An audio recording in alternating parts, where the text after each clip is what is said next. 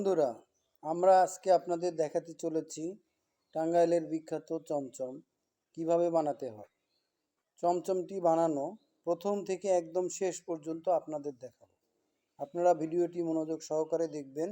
যদি ভালো লাগে বা এরকম ভিডিও যদি আরও চান, তাহলে আমার পেজে লাইক, কমেন্ট, শেয়ার এবং ফলো দিয়ে রাখবেন, যাতে আমার ভিডিও আপলোড করলে আপনার কাছে সর্বপ্রথম যায়।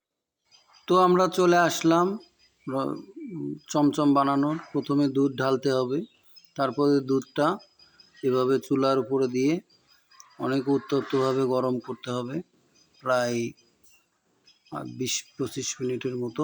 তারপরে সেগুলোকে এভাবে ঢেলে একটি টক পানি দিয়ে, পানিটা হলো টক, সেই টক পানি দিয়ে ছানা তৈরি করতে হবে।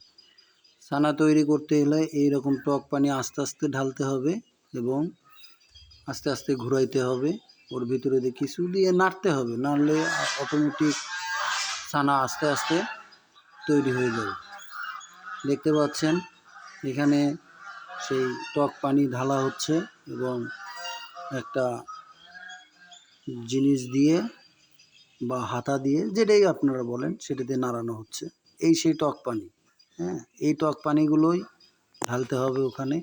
আস্তে আস্তে ঢালার পরে দেখতে পাচ্ছেন এই যে একটা কালার চলে আসছে।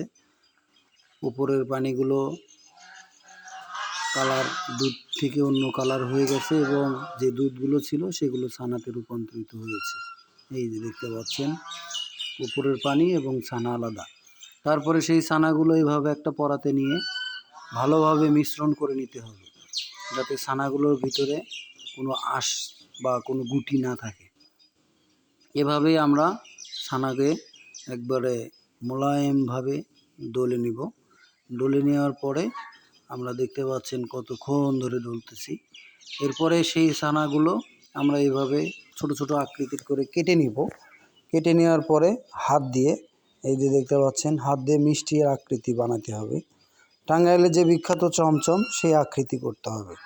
এই দেখতে পাচ্ছেন সেগুলো, এবং ছানাগুলো থেকে মিষ্টিগুলোর আকৃতি করে এক জায়গায় রাখা হচ্ছে। এই যে দেখতে পাচ্ছেন কিভাবে ডলতে হচ্ছে সেই মিষ্টিগুলো। এই যে এই ছানাগুলোই, এই যে ফাইনালি আমাদের ছানাগুলো মিষ্টিতে রূপান্তরিত করা হয়ে গেছে। আমরা এখন এগুলোকে চুলার ভিতরে জাল দেব। এই যে দেখতে পাচ্ছেন চুলার ভিতরে উত্তপ্তভাবে জাল দেওয়া হচ্ছে। জাল দিতে দিতে এক পর্যায়ে দেখবেন মিষ্টিগুলো অনেক ধরনের, মানে বড় বড় হয়ে গেছে এবং ফুলে গেছে। এবং এভাবে জাল দিতে হবে কম করে হলেও 1 ঘন্টার মতো। জ্বালানোর পরে এই যে দেখতে পাচ্ছেন এই কালার আসবে। এই কালার থেকে আরেকটু জ্বালানোর পরে একটু লাল কালার ধারণ করবে। ঠিক আছে, আপনারা দেখতে পাচ্ছেন মিষ্টিগুলো কত বড় বড় হয়েছে।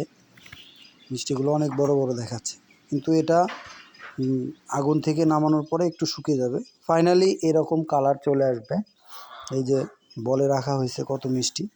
এই মিষ্টিগুলো কিছুক্ষণ আগে জাল দেওয়া হয়েছে। এই মিষ্টিগুলো এখন বাজারজাত করার জন্য উঠানো হচ্ছে।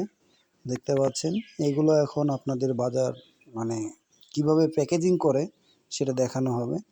এবং মিষ্টিগুলো বাজারজাত করতে হলে তাকে উঠাইতে হয় শহরের ভিতর থেকে। উঠায়ে এই যে এইভাবে উঠায়ে রাখতে হয় এবং সেগুলো প্যাকেজিং করতে হয়।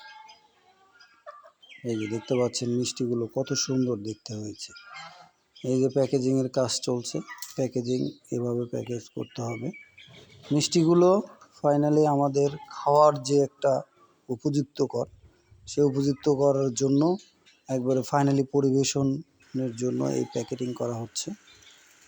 এই যে দেখতে পাচ্ছেন প্যাকেটের উপর একটা ফয়েল পেপার দেওয়া হচ্ছে, যাতে ওর ঝোল বা রস যেটাই বলেন সেটা যেন না লাগে। এই জন্য এই আমাদের ফাইনালি প্যাকেটটা রোদ